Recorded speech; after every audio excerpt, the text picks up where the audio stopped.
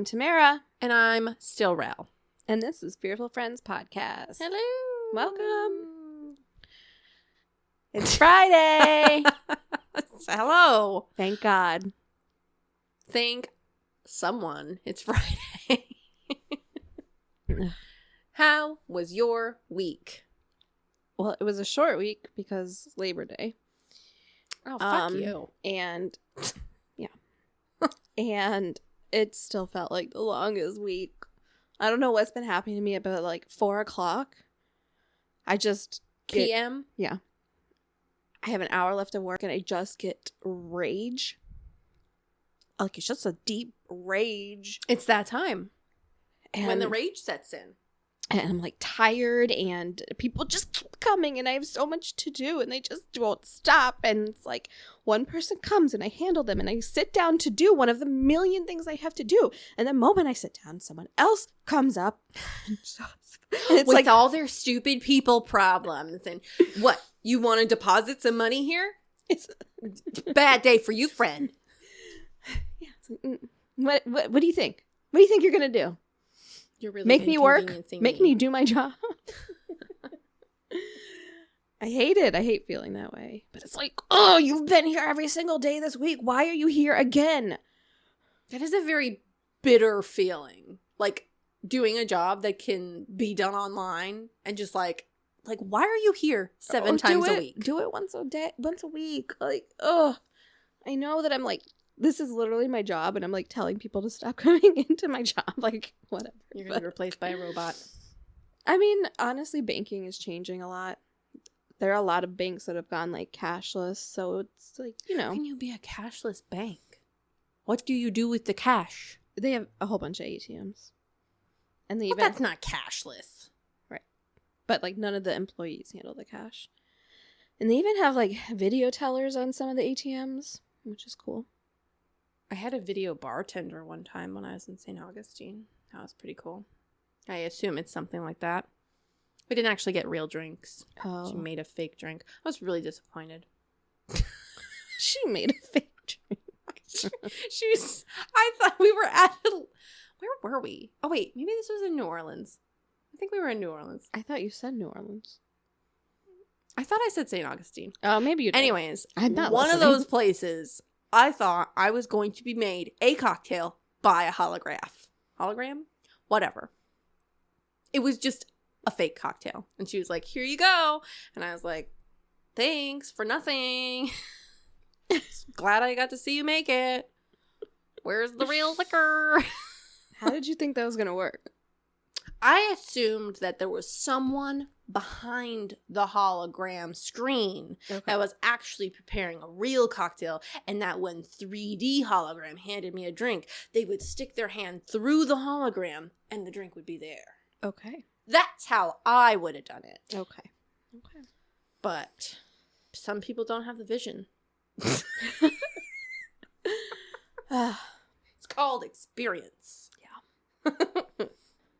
So I got nothing done at work this week, and it's so frustrating. Like, my schedule is supposed to be released on Friday for Monday. Mm-hmm. That's today. You didn't do it? I couldn't finish it. Who's gonna finish it? I gave them Monday's hours, and I don't even know if it's gonna work out that way. But honestly, I got so mad at them, and then I'm like not a confrontational person. Sometimes. Especially with people I work with, because that's just who I am, and it's one of my many flaws as like a supervisor. Okay, I'm not good at it. I don't want to talk about it. Whatever. Same. It's hard to be the bad person. Over and over again, I would walk away, go sit down, get my computer pulled up, get our schedule thing pulled up, and then get called out there for something. And I was getting so frustrated because I'm in a time crunch, and it's weird that you're making the schedule. Isn't your boss back? I always make the schedule. Oh, yeah. But then you also have to be teller. Exactly. Dr. Phil. And it's time for that. I know.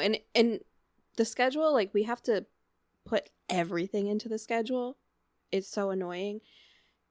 But I have to have, like, you know, some higher thinking and some, like, I need to pay attention to this. and I need to like focus, and then someone walks up and I lose my focus and I go back to it and I'm like, what am I doing? And I just spend a whole day on doing nothing, trying to get a schedule done. Plus I only had 4 days this week.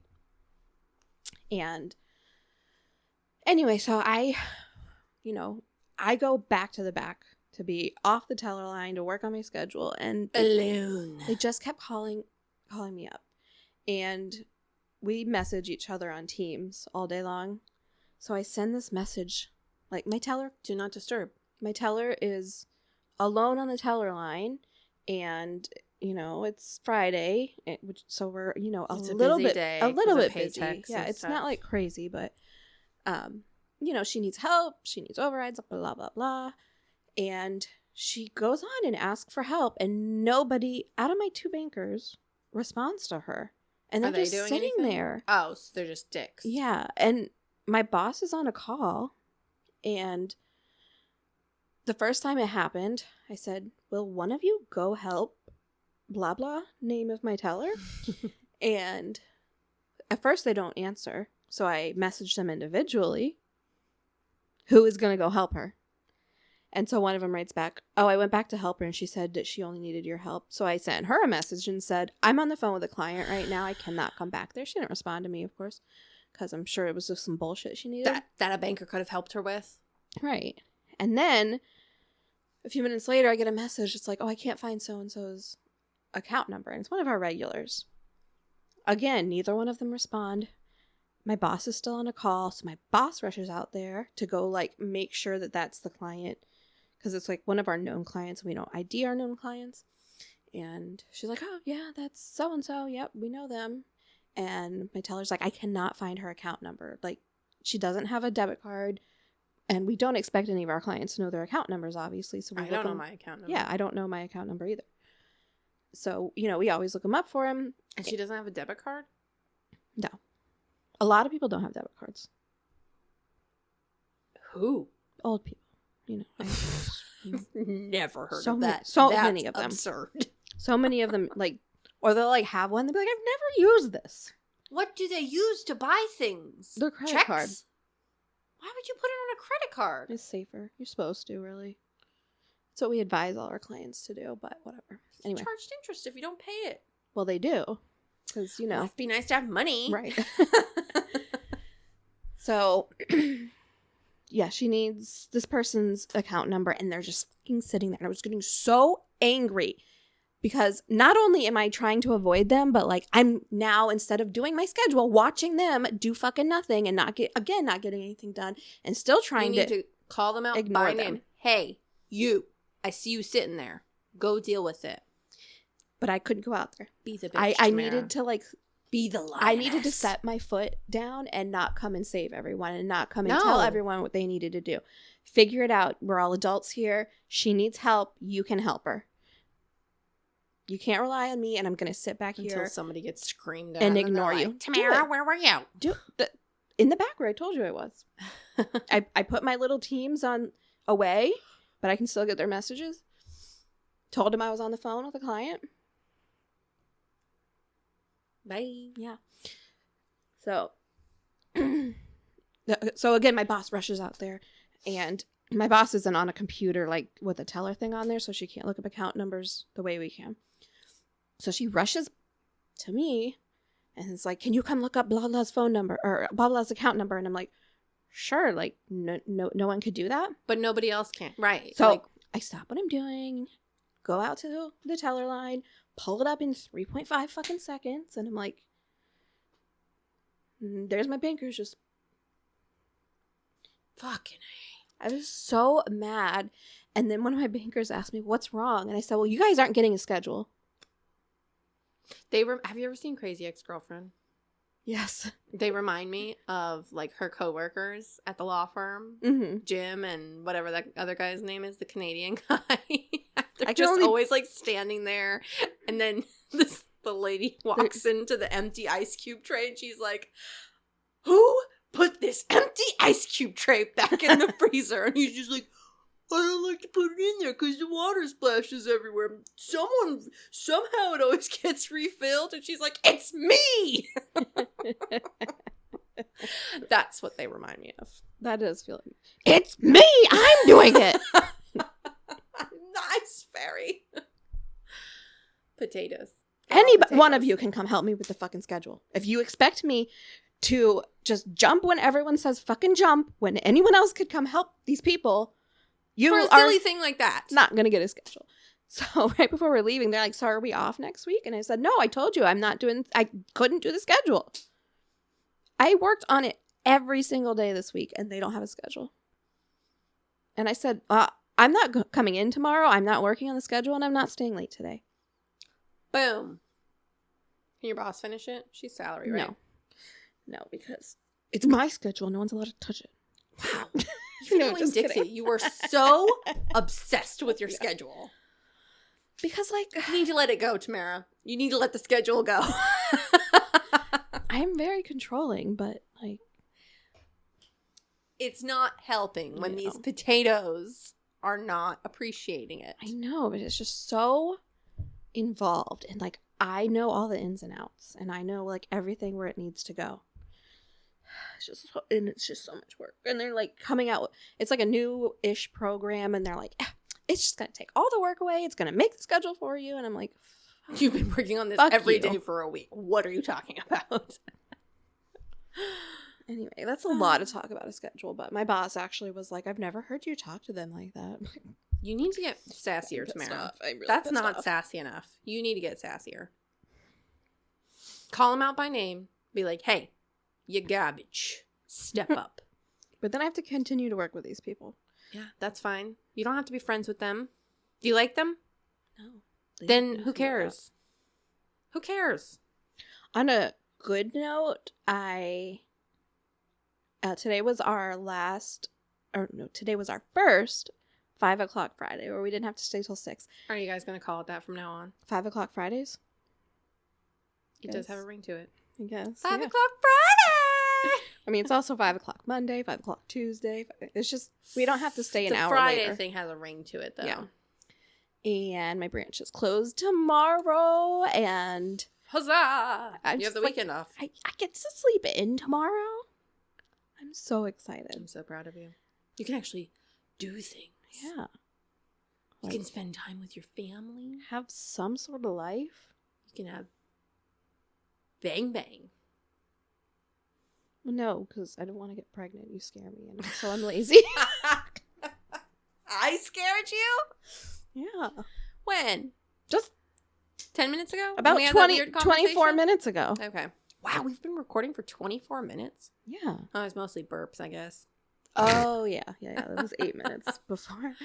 Lot of burps. Yeah. Are you going to ask me how my week's been? I was just gonna. How's your week been? How's work? It's been fine. You're boring. You're boring. I had my audit yesterday. How? My department passed with 100% for the 6th time in a row since we opened. Oh my goodness. It's Proud of fucking you. easy if you do your job I the know, right way. I know. Is your auditor like a see you next Tuesday like ours always was at Winn-Dixie? Oh, yeah. So there was one point where, like, you know, it's Florida. Like, we have random storms that come in and you just get random power surge. It just, like, it happens. So, like, I was in my cooler and the power flickered on and off and on maybe a second. It was pitch black and then lights were back on. Like, not even long enough to fully stop the fans from swirling. So, Like I didn't realize that I must have blinked in that 1 Right. second. I mean, like, I panicked for a second. Like, I can't see the door! But then I remembered that we have glow-in-the-dark little poop-oops. But it wasn't even long enough to activate, like, the glow-in-the-dark thing. So, like, whatever. One of my coworkers came back and was just like, your cooler's good? And I was like, yeah? Why? Like, it just flickered. And she's just like, oh, the auditor's running around and she's telling everybody the power was off for over 60 seconds and now she has to retemp everything. Like, the power was off for too long and all the coolers shut off. And I was just like, what? If that bitch tries to come back over here with a digital temperature, I'm gonna fight her. Because it's fine. And then they're like coming up with new rules, like willy-nilly. Like, I've never heard of this shit in my life. So Here's one. Apparently, on the audit, which I have 4 questions on my audit. It's super easy. Are the dates good? Are your temperatures good? Are you scanning out shrink properly? And are you doing the ordering procedures right? Like, it's really easy. Mm-hmm. But then there's, like, other things, like certain cleaning tasks that I don't actually see printed anywhere. But, like, I just know that they're things that she looks for. But I'm just supposed to, like, know that they're supposed to be done. Mm-hmm. Anyways, apparently I was getting ready to, like, take a U-boat out to the sales floor because she came on a truck day. And great. Someone was just like, oh, hey, do you want me to spot you? And I was like, this U-boat is like this tall. I'm good. And he's just like, well, the auditor just dinged us. And I was just like, for what? Oh, for bringing a U-boat out to the sales floor without a spotter. It's just like, for this. It's 3 boxes high. It's fine. It's not going to fall. And if it does fall, it won't be far. And he's just like, well, I just don't want to risk it. Like, she said we need a spotter for every U-boat that we take out. And then I talked to my manager, and I was just like, was he joking? Like, I just couldn't tell, because he's always fucking with me. And she's just like, no, I'm just for right now, let's put everything on, like, the 4-wheeler carts. Let's put everything on the short carts, just to be safe. And I'm just like, this bitch is fucking for real. We need a full-time person just to be a spotter. Because I bring 5 U-boats out a day just in one shift. Like, I'm not going to find a random person to just be like, can you follow me? Can you watch me, like, babysit me? Do the job that I've been doing for 3 years and pull a U-boat, which is the easiest part of the job. I just think it was just so funny. And, like, everybody's just, like, always freaking out. And I'm just like, just do the fucking job the first time around. Meanwhile, we have people that have been working at our store since the beginning. They've been at our store since grand opening who still don't know how cut gloves work. In front of the auditor, put the cut glove on the hand that was holding the knife. Instead of on the hand that could be cut. Oh my god. Okay. That's my bitch. I just think it's funny. But whatever. I'm getting my tiny little $200 bonus for passing the audit. I love how people get so worked up when the auditors come, and I'm like, what do you have to worry about? What are you gonna do? What do you have to worry about?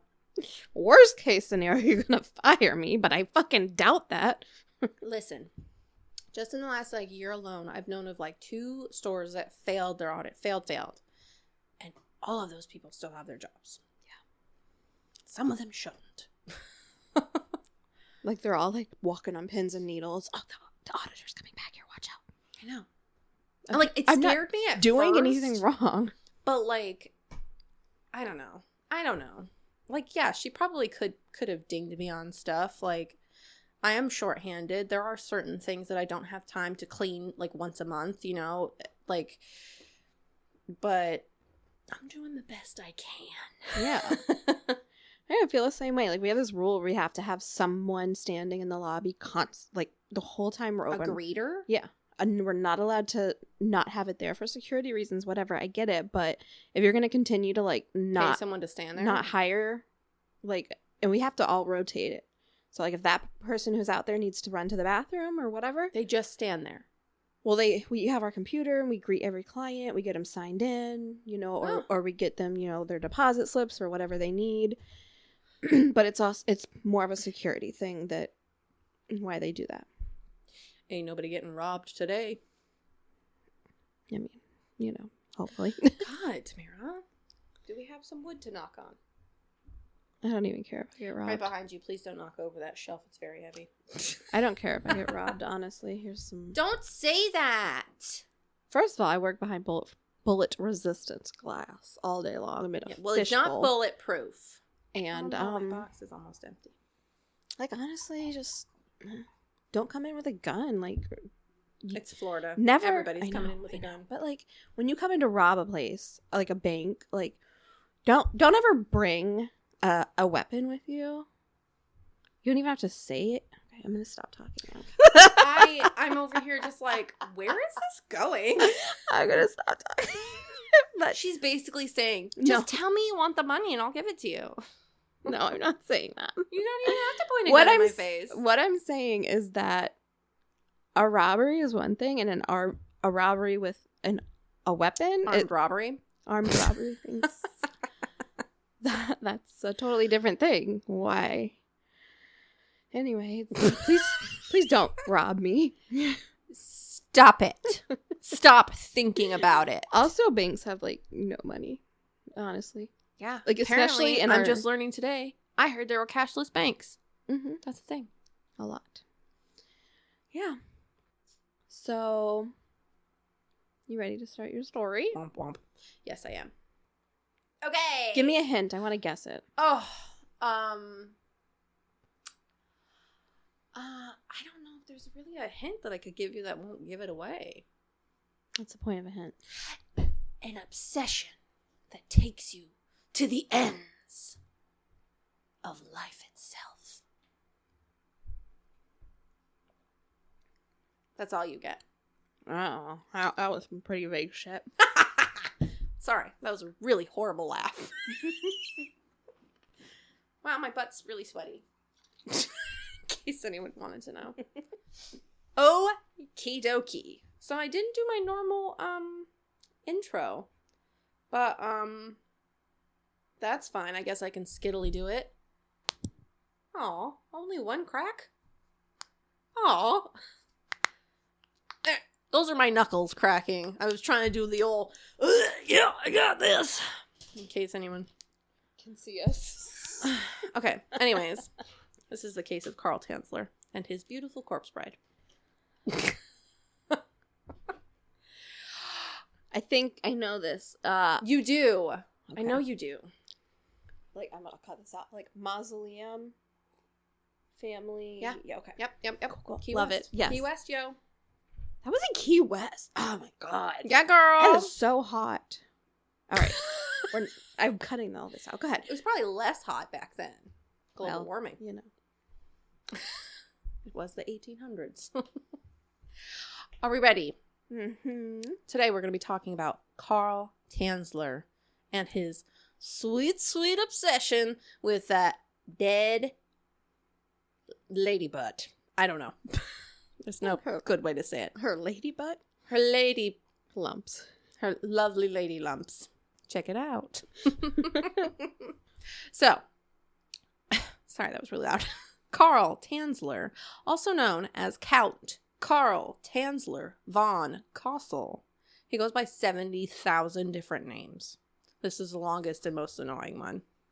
Glad he shortened it. He was born February 8th in 1877 in Dresden, Germany. There isn't a whole lot known about his early years, but we know that after graduating from a medical university, he wound up in Australia in an internment camp during World War I. What is an internment camp? What is an internment camp? I don't know, I'm asking you. I forgot to Google it. So an internment camp is where they like imprison people who are not charged with anything. Then why so would like they imprison them? Like for war reasons or Oh, POWs. Yeah. Or they like suspect that they're terrorism. I got you. Yeah. Prisoners of war. All Or right. they suspect they're terrorism. That makes sense. Terrorist? They suspect that they are terrorists. Yes. Okay. Or, you know, they're just like hateful and they imprison them. Or they're just weird like this dude. Okay, yeah. So, when the war was over, he was no longer allowed to stay in the country, and he was deported to Holland, but he wasn't able to find any work. So, he decided to mosey on over to the US of A, and with his wife and 2 daughters. Someone married him. Yes, he was married. And had 2 kids, yeah. In 1926, the small family moved to Zephyr Hills, Florida, where the water comes from. My cousin used to live there. It was really beautiful. Really? I didn't know that. It was really beautiful. Like, it's still there, everyone. It is still there. They're springs, I'm pretty sure. Yeah. There are really awesome springs in Florida. Like, I would still want to go to some springs, but I'm also like, there's so many people there. Yeah. I hate people. I know. And Springs are just such a small place. Itchney has a huge... Who? Itchney. It's one of the springs. It's... Oh, that's a name. Yeah. It's really, really big. But I want to go Oh. to the Devil's Hole. But I will... Ooh, that's so scary, though. Will need to have some Xanax. I will stay on the far edge. I will not swim out in the middle. I will stay on the stairs. That's very scary. People die in there. I'm not like into diving. Like I will snorkel on the surface. Oh, no. I don't want to look down. I don't want to know what's down there. I don't know. No. I'll just sit in the rocks. I don't want to know what's down there. Oh, your face. Oh, God. I'm just picturing it, and it's just black. No, And it's if you see light. anything, if you see any shape down there, but you don't know what it is. This is SS Morrow Castle all over again. Yeah, what's that word again? It's like Trichotillomphobia? it I don't know. Starts with a T. It ends with a phobia. It does. Thalaclophobia? Something like that, yeah. I have no idea. Thalassophobia. Yes. Felicity. Thalassophobia. That's why I have to I take gave up halfway. Xanax. Even when I go snorkeling, like, off of a, like... I won't By- snorkel anymore, even in shallow water. Last time I snorkeled, I was in Key West, saw a stingray under. I was floating above the water. Uh-huh. Saw a stingray right underneath me, and I fucking Scooby-Doo ran onto the beach. I walked on water to not run over the stingray. I don't want to be Steve Irwin. Rest in peace. Oh my God, Jimmy Buffett died. How dare you roll your eyes? Why does everyone care all of a sudden? I love Jimmy Buffett. Matt got so mad at me because he was just like, Jimmy Buffett died. And I was just like, what's that song he does? Cheeseburgers in Paradise? Mm-hmm. But then I couldn't think of it. So I was just like, what is it? Milkshakes in Meredith? What? It's just You deserve it. I'm mad. I can't remember what I said, but it was really funny. He didn't think so, but I did. I love, like... And they've been playing Jimmy Buffett music all day at work. Yeah. Literally all week, and I want to kill myself. Oh, no. I love it because it reminds Two me... Shots of Jose Cuervo is not a good song to listen to at the grocery store. I think it's a great song. That was a deep breath. It reminds me of when I was a kid and my parents would take us on vacation down to the Keys. It relates to your story, see? It kind of does, but we haven't gotten to the Keys yet, so you just spoiled it for everyone. Yeah. Anyway, it just reminds me of simpler times when I just wasn't responsible and And you could eat cheeseburgers on the beach without having a heart attack from the heat. Yeah.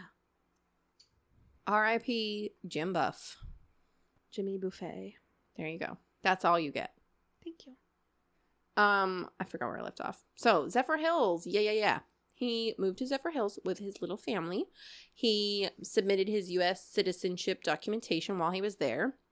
In his paperwork, he named himself Karl Tanzler von Kossel. And he delighted in telling everyone the story about how he was supposedly related to Countess von Kossel. This was a whole rabbit hole. Okay. Because first I had to Google, I was like, Googling who he was. Then I had to Google who she was. Then I was just like, why is she important? And I found out that she was like a royal mistress. To who? Augustus the Strong. Who's that? So then I had to Google that. It's a whole thing. So she was a royal mistress. She was well known. A royal mistress. Yes. Goals. Right. She was well known as like a super strong female figure in that time period. And that's all that's important, I guess. I mean, I'm sure that, whatever. I'm sure it's important, but this is not a German history podcast, okay? Okay. If you want to Google it, his name is Augustus the Strong. I'm sure he's super interesting. Anyways, Karl here claimed that the ghost of this Countess von Kossel would visit him throughout his childhood. And according to him, she would reveal a vision of a dark-haired young woman. Do you see? the significance. The similarities. Definitely. Yep. I have dark hair. I have dark hair. Mm, I don't have dark hair. it's like a medium. Never mind. It's a medium brown. Yeah. Who was to become... I guess it's a good thing that I don't fit the description. Why? I don't want to end up like her. Reveal a vision of a dark-haired young woman who was to become the love of his life. How romantic. So this was when he was a child before his wife. This was, yeah, he's saying that this happened to him throughout his life. This person would come to him, and that's why he changed his name to Von Kossel, because he claimed that, like, it was me, everyone, calm down, I accidentally hit the microphone. No, it wasn't that. There was some other noise. It was this. Is my house getting broken into?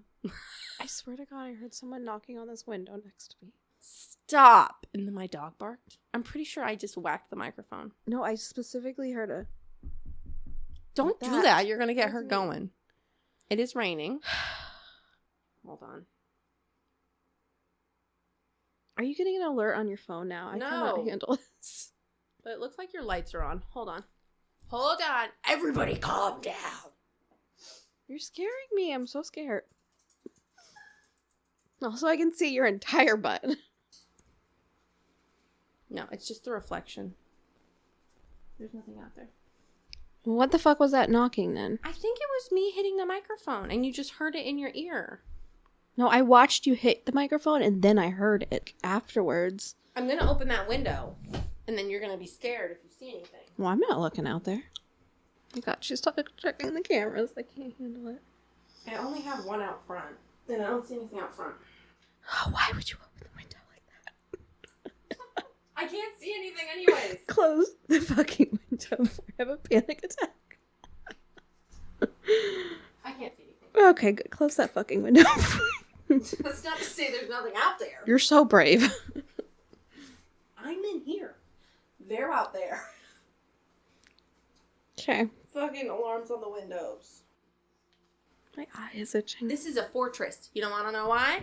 Because I'm a psycho. Where did I leave off? The Von Traps. Take a breather. What happened? Crunch Wraps? Ooh. The Von Traps. That's not I know, I'm just his name. It was a Von Castle. Von Castle. Von Castle. Okay. Cosell, maybe? Anyways, this lady allegedly would visit him in his dreams and be like, hey, this young, sexy, dark-haired, exotic woman is just gonna, like, walk into your life, and she's it for you, bud.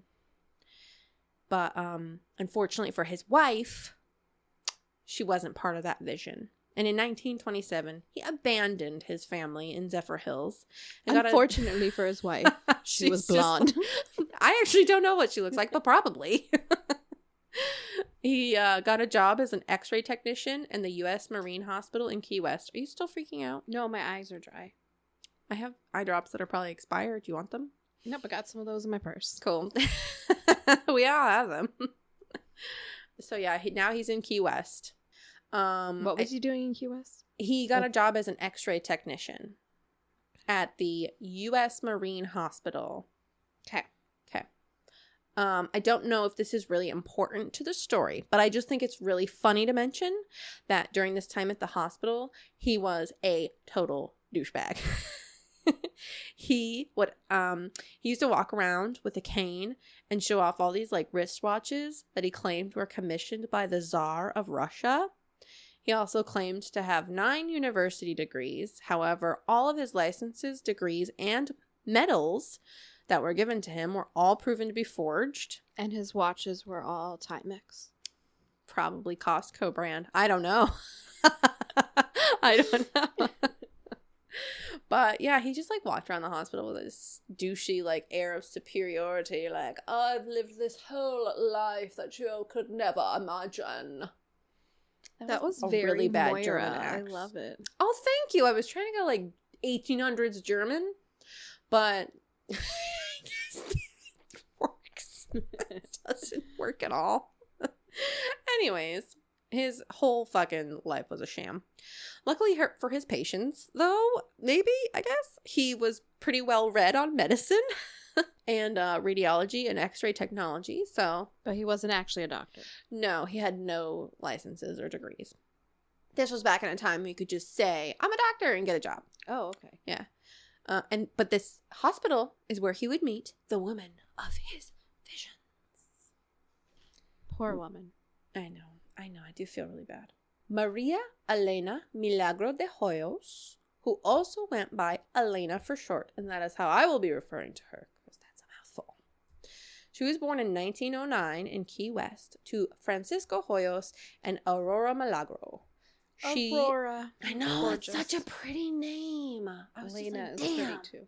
that's so cool. She led a pretty normal life growing up. She was a devout Catholic who enjoyed Rudolph Valentino movies, cooking for her family and friends, dancing, and she was looking towards the future. She was extremely beautiful, to the point where tourists would stop her on the street and ask for her picture. I know. Has that ever happened to you? No, but it has happened to my sister when she was like What a bitch. in Japan or something. That's just because they've never seen a redhead before. Yeah. That's funny. By 16, she was married and expecting her first child, which was like the norm back then. But like, Tamara. Okay, you were talking about her children, or she was pregnant with 16. 16 years old, pregnant, married and expecting a child. Can we just start over? Sure, go for it. What are you doing? I'm looking for a blood pressure cuff on Amazon because So you're not listening. I to am my listening. Story. You just repeated the same part over and over again. 16, married. Pregnant. Barefoot. Unfortunately, though, the bliss wouldn't last. She miscarried the boy. What? We don't know if it's a boy. I'm sorry. I meant to say baby. And had slowly developed a cough. When this started, her family had just thought that her sadness over losing her child was making her sick. But the cough persisted. Her husband left her when her illness kept getting worse. I keep wanting to say kept worsening. Kept progressing. That's a good word. I like that. You want to start that sentence over? No. Her husband left her when her illness kept progressing. In April of 1930, Elena was referred to the Marine Hospital for testing, where she was overseen by our man Carl. At the time, also, I know he's German and it's the 1800s, but I just want to call him Carl. Yeah, I know. Carl. At the time, she was just 20 years old and he was 53. She was eventually diagnosed with tuberculosis, and even with this unfortunate news, Carl was enamored with her. After all, in his mind, this was the woman from his visions. A beautiful, young, dark-haired woman had just fallen into his lap. He had immediately, and many would say obsessively, fallen in love with her. He offered his services free of charge and would do whatever he could do to cure her. Help me. He would do whatever he could to cure her. Cure. That's the word. Help. Help me. Elena and her family accepted the offer as they couldn't afford the treatments on their own. He began treating Don't make it gross. her right away. No, it's not gross, but it's kind of like Dr. Frankenstein-esque, in my opinion. Starting with things like connecting electrodes to her body and shocking her. And he would give her medicinal wines and tonics made of gold. That sounds nice, actually. The shock? Sometimes I feel like I could use some electroshock therapy. I think it's very painful. Yeah. And she says like it's very that. painful. Kind Oh, Tamara. Just kidding. There are toys you can buy that give you a little burp. Like a little pinch. Like a doggy shock collar? No, it's like a little stick and you poke and it goes. It's just a little. I don't know what it's called. You've been studying this too much. Pornhub. It's Alright. a thing. Okay, going on. All in all, though, I guess this treatment is better than fresh air, which is how a lot of people used to treat tuberculosis. During this time, Carl kept proposing marriage to Elena, which she would always turn down, especially since she was still technically married to her husband. He never divorced her, he just dipped. And also, Carl was still married, too. He didn't divorce his wife, he just left him. She would repeatedly tell Carl that he was way too old for her and that she didn't love him. She was straight up like, bro, ain't gonna happen. Could you imagine if your doctor was proposing to you? Ugh, gross. But, like, it just shows you even back then, the medical system was flawed. Don't question what I'm doing. She is pouring water into her eyeballs from her thermos. Oh. Did you get that blade of cilantro in your eye? No, but it just felt so In case good. anyone wants to know, there was a piece of cilantro in her water that she just decided to keep drinking. It was for health, not because I was eating nachos in the car, obviously. I hope it landed in your eyeball. That's what you get. All right. You keep making me lose my place. I need to put more paragraphs. Okay. So she was like, step off, bro. You're too old. His unwanted advances became so persistent that her family finally told him to hit the bricks, and they banned him from the family home. The family even relocated to try to get away from him, but did Carl give up? Hell no. Hell no! He searched the streets every night until a neighbor who felt bad for him finally gave him the family's new address. This is so fucked up. But, like, everybody looked at him like, oh my god, he's so in love. How sweet. What a So sweet sweet. story that They had didn't to, know like, what stalkers were back then. that this whole family had to relocate silently. Yeah. So adorable. I know. So they moved, but her health kept worsening. Worsening. I keep wanting to say that word. That's a word, right? Worsening. Sounds like a I'm word. going to make it a word. Her It health is. kept worsening. So when Carl finally found them at their new address, they relented. They finally said, like, yeah, okay, she's fatally ill right now. And they gave in to him. And they allowed him to continue treating her while still dodging his marriage proposals. It was said by Elena's cousin that she grew to hate Carl. The pain of being so close to death, only to be brought back by Carl's electroshock, was too much for her, and she begged her family to be allowed to stay dead and to not let Carl know until she was, quote, too far across the border to be recalled. She just wanted to die. She just wanted to be let go, and he kept bringing her back. Fucking Dr. Frankenstein. Bringing her Kind back of. and violating doctor trust. Yeah, it was fucked up. Finally, Elena died on October 25th, 1931. She was 22 years old. But if you think a little thing called death would squash Carl's love bug, you'd be dead ass wrong. Carl's a sicko. After her passing, Carl somehow convinced Elena's family to rent her bedroom to him for about $20 a month, which in this day and age is $366 a month. Not bad for a room. That's a steal. Mhm. That's a steal. He also built an elaborate mausoleum for Elena that he visited every night for 2 years, and that only he had the key to, so her family could never check on her to see what was going on. Carl even had the balls to engrave his name on the bottom corner of her tombstone, and not to include her married name. Fun fact, this tombstone and its engraving can still be seen today at the Fort Martello Museum in Key West. Really? Oh my god. Yeah, I know, I want to see it. In 1933, 2 years after Elena's death, Carl had lost his job for reasons unknown. He got fired. Who knows? Probably for being a weirdo. And figured he no longer had to make nightly trips to the cemetery if he had the body at home with him. Right, yeah, that makes total What an sense. Idiot! Yeah. Should have thought about that from the first fucking day she died. Whoa. Eesh. So, this gave him a new purpose in life. He would look after Elena's corpse from now on, and they'd be together forever. Happily ever after. Yeah, because that's really what a corpse needs, to be looked after. Yeah. It's especially by this weird creep. Fuck. So, he had an abandoned airplane just lying around. It was wingless. It was just like the shaft part of the plane. Mm-hmm. Just like the plane minus the wings. The shaft. He had that just in his backyard. He decided to turn that into a makeshift lab where he would DIY tips and tricks on fighting the decomposition of a corpse. So, are you ready? No, I'm not, because I'm also picturing that it's in fucking Key West. Florida! South Florida. It's so humid. Oh. Stinky.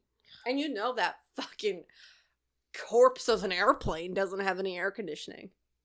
There was no air conditioning. Nothing had air conditioning. Oh my God, you're right. It was the 1800s. Oh, miserable. They didn't have fans back then. No, how could you even go to Key West and survive? Oh. Again, I'm pretty sure they did as bad. Global warming. Maybe it wasn't as bad back then. I don't believe that. I don't know. I'm going to Google the temperatures and what year was this? 1877? No. Wow. At this point, it's 1931. I apologize. 1931 is when she died. Okay. So 1933, Google the temperatures. So I don't have the exact date, but like 1881 in August. We need the high. 1930. No, we don't have that. The high that year was 95 degrees. Ah. That's actually not that bad. I mean, it's hot now. That is bad, but it's pretty similar to what we have now. Yeah. I would say like 3 degrees hotter. And that was 1880? That was 1881. So 15 years later. Did they even have cars in the 1880s? You gotta start thinking about when they start using fossil fuels, because that's what... Let's not think about all right. Stupid. When we're stupid. Are we stupid? When were there cars? You know, we're not car scientists. We never claimed to be that. I think it was the 1940s, 30s. I don't think so. I feel like in all the Great Depression pictures, I was seeing pictures of Model Ts. Well, that's when the Great 1920s. You 30s. said Okay. 40s? I said 30s, 40s. All I know is my grandpa had a Model T and a Model A. He was born... There was an A? Yeah, he was born in the 20s. And that's my story. Cute. Yeah. Totes adorbs. Where's the car now? My grandma sold it after he died. All of them. So smart. They were so cool. They would have been worth so much money right now. Had them and like drove them in parades and stuff. Antiques. Yeah. They're priceless now. I'm sure someone turned one of them into a cooler. My mom has a 1982 Mustang rotting away in a shed in our yard that's been taken over by the earth. Ooh. The earth has reclaimed it. Yeah. The earth fights back against the world.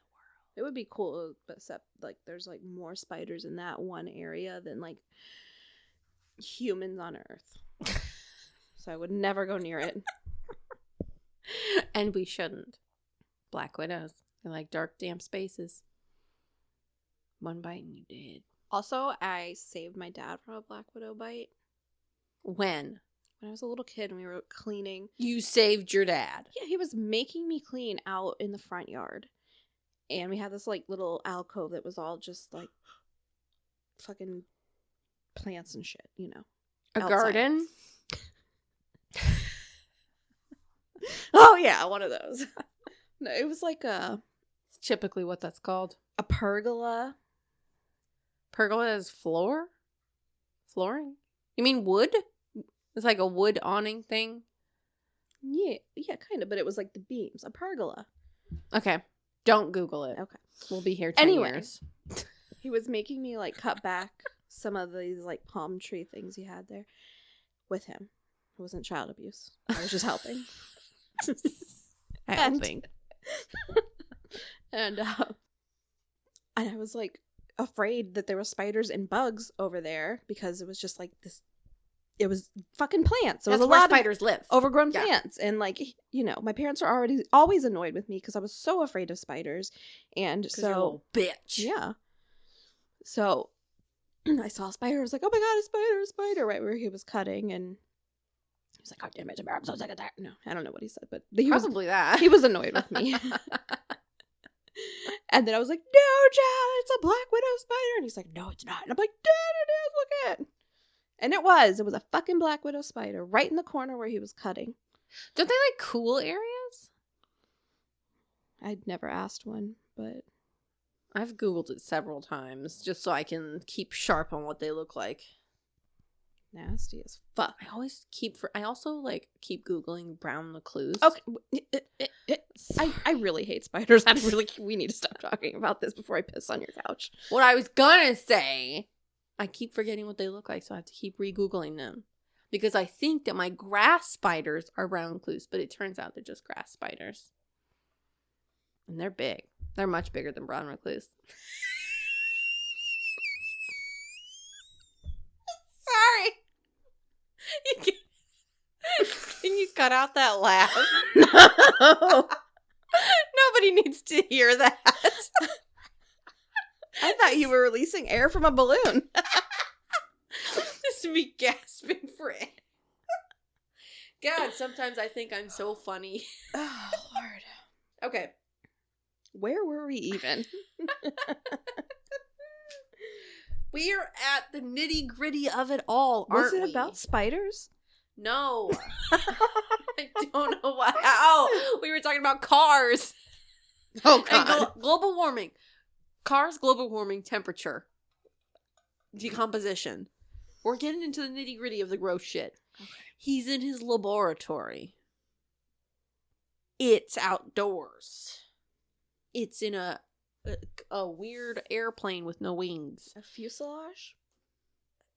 Possibly. I'll have to Google that later.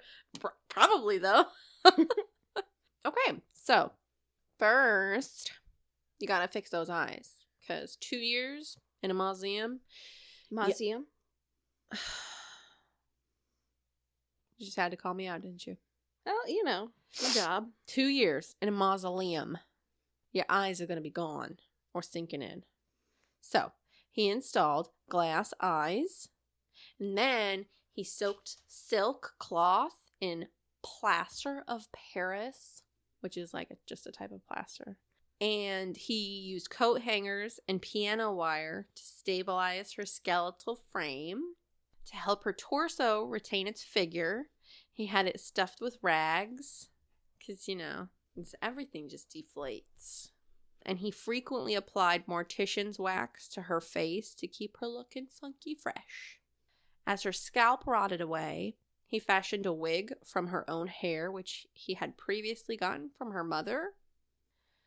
I have my kid's hair. I'm just kidding. Would you give it to your stalker? Disgusting. Would you give it to your daughter's stalker? I don't know. It's a little weird.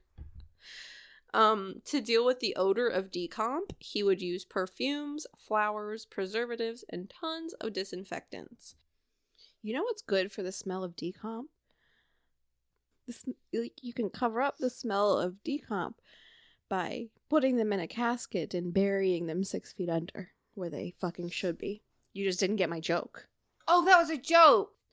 I want to be composted when I die. You and your compost. I've been seeing all this stuff on Instagram, and it's like human composting. You can turn me into soil, and you can build a beautiful tree out of my ashes. Every time I throw away something that could be composted, I think, fuck you, Rell. Should I save this for Rell? You should. Bring her my garbage? Whenever I'm at my parents' house, and they're like throwing something away, I'm like, no, I'll take it home. Why not? Save it from going to the landfill. I'll give you a plastic bag. It's dirty, but you can reuse it. Have you heard of that, like, it's not a composting thing, it somehow turns, I don't know, it turns it into, like, chicken food or something? Chicken food? No, I haven't seen that. Yeah, I don't know how it works. It like grinds it up and anyway, I don't have a lot of information on them. So Maybe you can look it up later. I don't have chickens, so I don't know how that would be helpful either. no, you like send it away to a company? I don't want to give them my stuff. I'm making compost right now, so one day I can put it in my garden because my soil is shit. It's all sand. Okay, we went on another tangent. We gotta stop. I know. I'm sorry, everyone. Okay, the odor of decomp is where we left off. I guess that was a great place to leave off. Mm-hmm. So he even inserted a paper tube between her legs. We all know what that was for. Oh yeah, but he denies it. So gotta take his word for it, I guess. This was here when I got her. I just wanted to see what it would look like down there. It fell in. It just fell in. I don't know. He then clothed. What? Clothed? Clothed? He clothed it. The corpse. I'm not okay. He then clothed the corpse with a dress, gloves, and jewelry, and placed it in his own bed. Over the next 7 years, Carl would spend every night with his beloved Elena. And it wasn't until 1940 that his little secret was found out. Elena's family had suspected something was off for a while, especially since Carl had just abruptly stopped visiting the graveyard so suddenly. And now the whole town was talking about this weird dude who lives alone, but he's constantly buying women's clothes and perfume. And then a little boy came forward claiming to see him through a window dancing with a giant doll. That poor freaking child. It's always the children. It's always the children that get corrupted by these horrible people. Could you imagine just every night of if your it was life, an actual doll, that's one thing. You're falling asleep. You're not hurting anybody. But this wasn't a doll. As soon as you drift off, boom. Some weirdo dancing with a decaying corpse. Oh, God. Yeah, I got nothing. So, Elena's sister, after hearing all the rumors swirling around town, decided to pay farted. Carl... Lulu. She did eat a little bit of cheese earlier. Does you want some shredded cheese? We've all been there, Lulu. It's fine. Yeah, daily. So yeah, Elena's sister decided to pay Carl a visit. When she arrived on his doorstep, she found what she originally thought was a sculpture of her sister. She thought it was just like recreation. Sure. Statue. Yes. Monument. Sure. But then when authorities arrived shortly after, they quickly determined that this was, in fact, the body of Elena, and Carl Tanzler was swiftly arrested and charged with, quote, wantonly and maliciously destroying a grave and removing a body without authorization, unquote, aka grave robbing. Why can't I pronounce things today? I googled that today. It's totally normal. What? Not being able to pronounce things all day long? Yeah. Or talking like a fucking weirdo. Or just forgetting words in like a normal sentence, like normal words. It's really normal. Cool. Yeah. Thank you. You're welcome. A psychiatric evaluation of Carl was performed, and it was decided that he was competent to stand trial. Even though he would frequently talk about how he wanted to fly Elena, quote, high into the stratosphere so that radiation from outer space could penetrate her tissues and restore life to her somnolent form. Somnolent. That's a hard word. Form. Somnolent. Didn't Google what that meant, but doesn't matter. It's a weird thing to say. Yeah. None of this really mattered in the end because Carl would never go to trial for what he did to Elena. Turns out the statute of limitations was fucking over grieved ones even back in the 40s. Because of all that, all charges were dropped and Carl was free to go. Now I'm sure you're thinking, okay, so the statute of limitations expired on the grave robbing charges, but surely we could have gotten him on necrophilia, right? Well, at the time of her autopsy and the preliminary trial, None of the attending physicians came forward with evidence to support the allegations. Although, 30 years after the fact, 2 of the physicians that were at her autopsy confirmed that the tubing was inserted in Elena's vagina to allow for intercourse, and that there were other gross findings as well. Like, Sperm? Yep. Okay. In it. Ugh. Yeah. But There's no evidence. there's no evidence whatsoever. I don't know how that got there. Maybe she had sex 2 years after she died. I don't know. It was the neighbor. It was consensual. Too little, too late.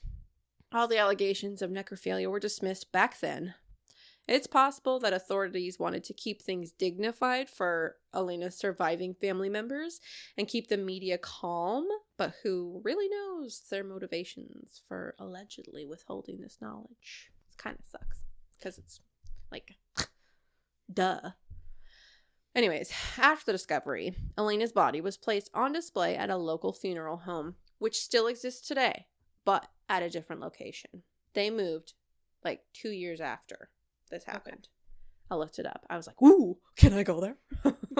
Where it was further disrespected by becoming a tourist attraction for a short time. It drew crowds of thousands who wanted to get a peek at the human doll. And thankfully, sometime later, she was finally laid to rest in Key West Cemetery.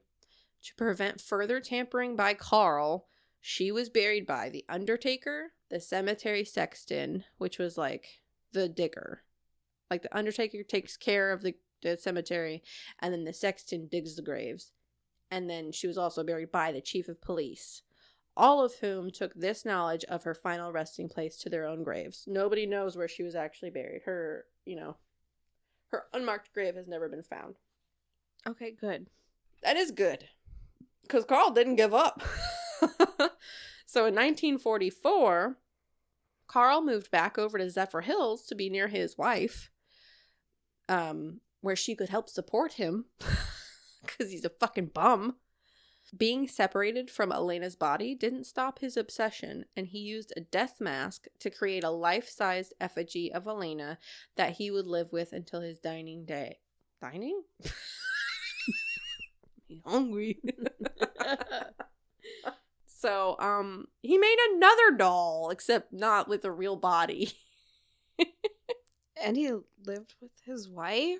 Well, he didn't live with her. He moved back to Zephyr Hills to be near her. Yeah, they didn't live together. She didn't want to live with him. She's like, you're gross, but I'll take care of you. Because, like, we're still kind of married, but you need to stay over there. I would have accidentally backed over him with my car, honestly, but whatever. She had other things to worry about. Like, their 2 kids, one of which died while he was chasing a corpse around. Yeah. He's a good dad. Well, he doesn't need to be around more dead bodies. Chasing love. So despite having desecrated the body of someone he claimed to have loved, people treated Carl with sympathy and saw him as a hopeless romantic, unable to come to grips with the loss of his one true love. That's why everyone was so fucking lenient with him. He remained alone the rest of his living days, and at 75 years old, I'm sorry, I should say, he remained alone with the life-size effigy. So was he really alone? No. He died in his home in 1952. This is for Matt, because he told me I didn't know how to end a story. Where he wasn't discovered for 3 whole weeks after passing, and where no one tried to shove a tube up his asshole to fuck him. Too bad. The end. Oh, God, okay. That is disgusting. A corpse. A smelly corpse. I mean, honestly, I do feel bad for him because... Tamara. I'm just kidding. Tamara.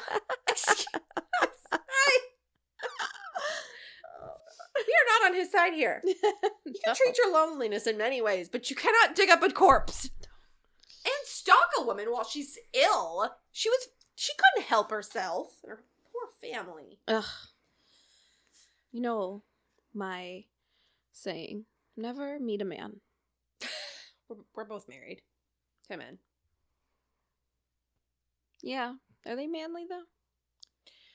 My husband does listen to this podcast. He's so manly. Oh, mine. That sometimes when I ask him to kill bugs for me, he'll go, "You're so strong, you got it." I'm so proud of him.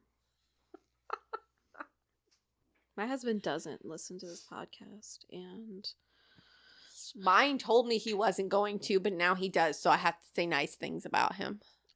Love you, babe. Even though you're not here right now to take care of your dog who keeps licking the couch and kept squeaking her donut while we were trying to record. Isn't that right, woo-woo? well, I have to go home and squeak my donut now. I'm not giving you that. I feel intoxicated. Are you okay? No, maybe it was those tacos. They were, yeah. Do you They think were? you're having like an No. episode? No. All right. Well, thank you so much for listening. Tune in next Friday. For Tamara's story. I get 2 weeks off. Probably, unless we're gonna Halloween's do coming up, our y'all. Halloween special.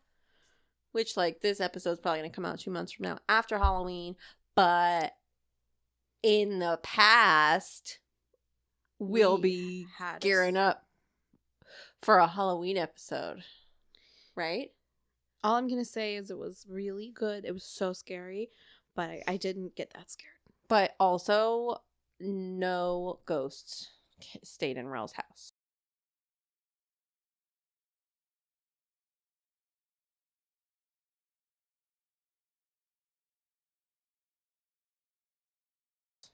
I'm Rell. I don't want ghosts in my house. Well, if you ask my mom, she'll tell you ghosts are everywhere. Maybe we should get her on the pod. We will be arrested. We will be fined. Indecent ghost exposure? What? She couldn't have a dirtier mouth than me. No, but she might talk about trains too much. Oh, God. She's Sheldon from Big Bang Theory? Kinda. Oh, God. I love you, Mom. We love you, Robin. No train talk on the show, though. This isn't a train podcast. This take the isn't for train. you! Although I do love the Bright Line. That was fun. It's over. I'm turning it off. Wait! Tamara, send your stories at fearfulfriendspodcast@gmail.com. Bye! Bye.